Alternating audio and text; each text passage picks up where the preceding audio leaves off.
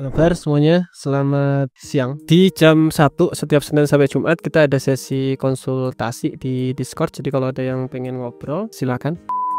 Terdengar suara saya, Mas? Oke, dengan siapa, alamatnya di mana, sama trading udah berapa lama, Pak? Iya, saya Andika, Mas. Saya di Jakarta. Trading sebetulnya sudah cukup lama, dari 2016. Cuma selama ini saya biasa di saham. Kenapa kok pindah ke forex? Jadi boleh cerita sedikit dulu, Mas ya? Boleh, silakan.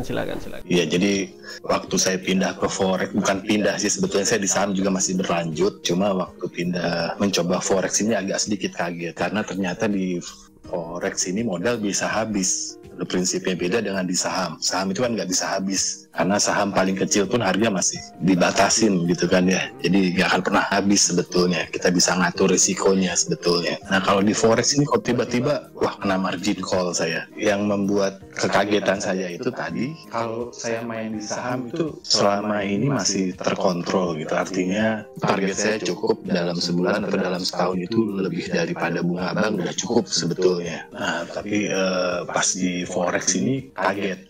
Nah kemarin ceritanya, Mas, saya tuh buka hasil tradingan saya di mana, di forex ini. Saya buka reportnya. Jadi dari 2 bulan 3 bulan ini saya sudah masuk kurang lebih ada di atas 1000 entry. Dan sebetulnya kalau saya lihat winning rate-nya saya dapat 52%. Tapi secara itu quantity ya, quantity-nya 52%. Tapi secara kualitasnya malah jelek. Profit faktornya itu di bawah 1 justru. Jadi menangnya banyak, tapi setiap kalah nilainya lebih besar. Jadi kalau kita melihat jumlah dari kemenangannya ya banyak, lebih banyak 52%, tapi lihat nilainya kualitasnya justru rendah gitu. Di sini sebenarnya ada yang namanya risk and reward, Pak. Jadi semakin kecil risk, contoh 1% risk mendapatkan reward ke 2%. Berarti kita 40% win rate aja harusnya udah dapat kalau kita stabil. Ada lagi yang kebalik, yaitu 1:1. Jadi ketika untung itu $20, kalau rugi $20 juga contoh, itu berarti win rate harus di 51. Tetapi ketika kita ngomongin ke 2:1 kebalik atau resiko lebih besar, itu berarti win rate-nya harus lebih besar, setidaknya di 60 sampai di 70% win rate. Itu yang jadi masalah selama ini bagi saya tuh itu. Kan saya coba mengikuti video-videonya Mas Tama ya, bahwa kita harus mengatur risiko. Memang prinsipnya gini, saya menyetel memang 1% dari modal saya gitu. Anggap saya punya modal 10 juta gitu, berarti saya hanya boleh loss dalam sekali entry itu 100.000 gitu kan ya, prinsipnya gitu kan ya. Tapi yang terjadi adalah kadang-kala saya nggak bisa nahan SL-nya gitu. Saya ini punya waktu, Mas, punya waktu untuk mantau market gitu. Jadi bukan tipe yang ninggalin layar gitu kan. Jadi selalu cek cut loss-nya itu manual. Nah kalau cut loss manual itu melihatnya, ini pasti masih bisa naik, ini masih bisa kembali nih. Itu yang jadi masalah, Mas. Nah itu gimana caranya, Mas?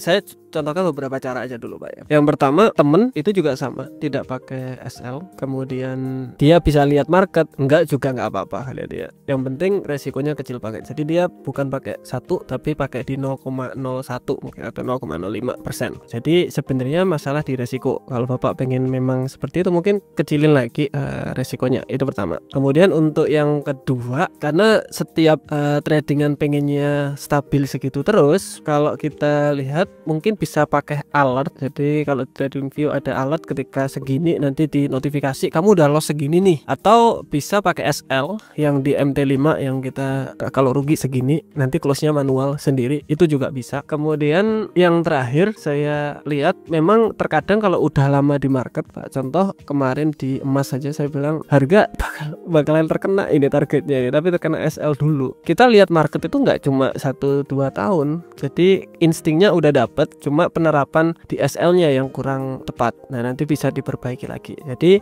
bisa pakai SL tapi nanti di adjust, diatur-atur di daerah manakah sih sebenarnya. Oh daerah supply dan demand, oh kurang bawah biasanya. Oh ternyata ini, oh ya wes taruh di sini aja. Itu bisa kayak gitu, atau beberapa cara yang tadi sudah kita jabarin.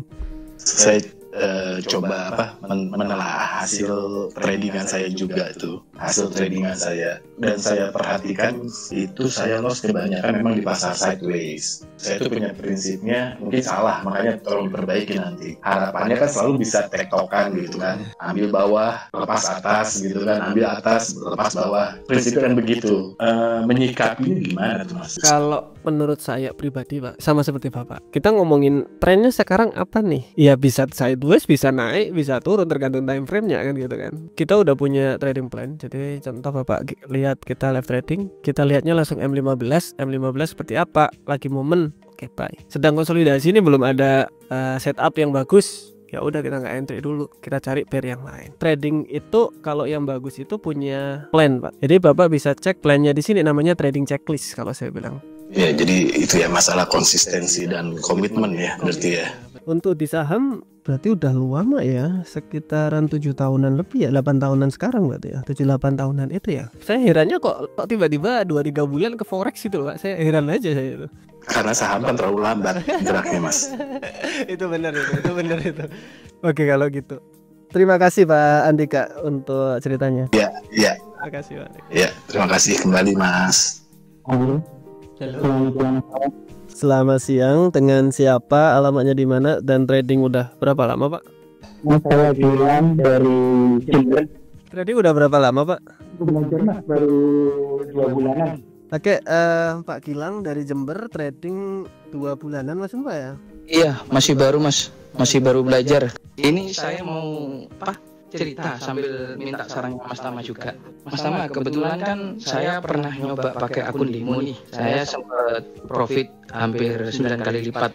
Oke, cuman itu dalam beberapa jam gitu Mas. Saat waktu sideways aja. Jadi saya ngincernya itu waktu momen sideways. Jadi saya pakai itu di Meta 5 itu saya pakai indikatornya pakai RSI sama stokastik. Itu aja. Jadi saya ngincernya pakai itu aja. Nah, terlalu confidence dengan itu, saya nyoba akun real. Akhirnya MC. Kebetulan istri saya kan saya ajak juga nih Mas. Nah, terus saya kasih, waktu itu masih belum ada stokastik sama RSI itu. Acuannya masih pertama masih RSI aja. Nah, kebetulan yang sama istri saya kasih tambahan itu, ini pakai stokastik. Nah, kebetulan yang kedua dia nyoba lagi, dia bisa profit sampai 7 kali lipat dari modal Mas selama 3 minggu. Dia hanya pakai sistem ABC. Nah, sedangkan saya yang belajar technical analisis ini itu seperti Mas Gunawan dan sebagainya, itu malah saya yang nggak pede sama analisa sendiri. Soalnya kan kadang kalau kita ngecek dari time frame besar kayak support resisten dan supply and demand itu kan kelihatannya kecil Mas. Tapi kan akhirnya setelah kita masuk ke time frame kecil, itu kan akhirnya kan itu menjadi gap yang lumayan besar kan Mas. Nah, terus saya intinya pengen confidence dengan analisa saya sendiri terkadang gitu kan Mas. Kadang akhirnya saya menerapkan untuk saat ini saya trading menggunakan teknik ABC juga sama seperti istri. Cuman bedanya kalau di saya tambahin indikator MACD sama CCI gitu Mas untuk memastikan. Jadi cuman saya itu ngambil biasanya open posisi itu bisa sampai 5 layer tapi risiko kecil.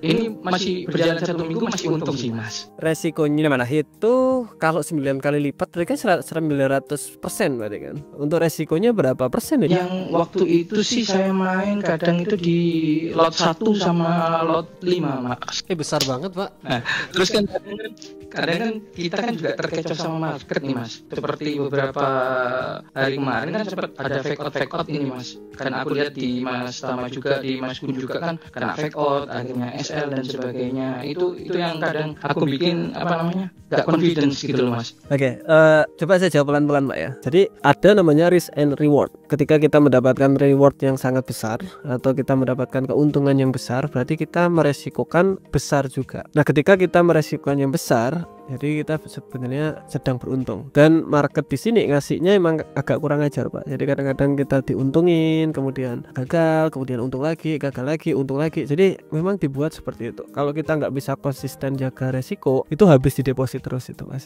Nah, kalau masalah 9 kali lipat, 20 kali lipat, itu berarti resikonya besar. Itu itu nggak bisa untuk jangka panjang. Kalau menurut saya kalau pengen bagus berarti ketika udah untung 9 kali lipat ambil profitnya. Jadi tetap harus ada yang diambil dalam porsi yang agak lumayan banyak supaya kita resiko itu tetap terjaga terus. Kemudian yang kedua untuk masalah resiko tadi untuk ABC dan lain-lain itu banyak kok Pak temen yang pakai ABC untung. Cuma resikonya emang kejaga sekali. Resikonya itu bukan 1%, 2% atau 0,5%, bukan 0,01%, 0,02% per trading. Jadi market mau naik turun dia nggak peduli. Jadi memang cara orang trading itu berbeda-beda. Kalau emang Bapak cocok di sana hajar, cuma tetap harus resikonya kejaga sekali.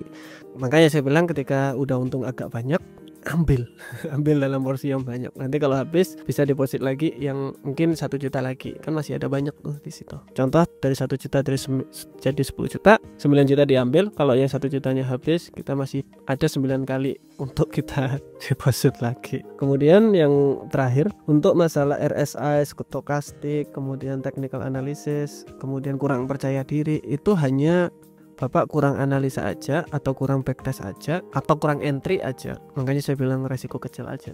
Terima kasih banyak ya untuk teleponnya. Terima kasih Mas Tama. Sehat selalu buat tim juga. Terima kasih Pak Gilang. Halo, selamat siang. Mas Tama ada suaranya ya? Ada. Dengan siapa? Ada. Alamatnya di mana? Sama berapa lama Pak? Ya Mas, saya Reza dari Tangerang ya Mas.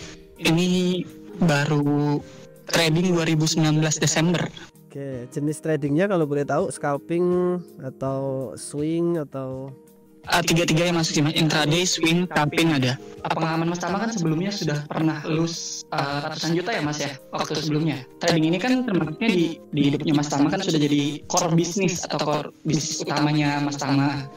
Saya pun juga begitu Mas. Hanya saja karena emang jadi pernah MC akhirnya ada traumatik Mas, ada traumatik untuk keluarga saya karena semenjak MC dan itu MC-nya kebetulan berurut ya Mas ya. Jadi saya keluarga itu ganti-gantian MC-nya.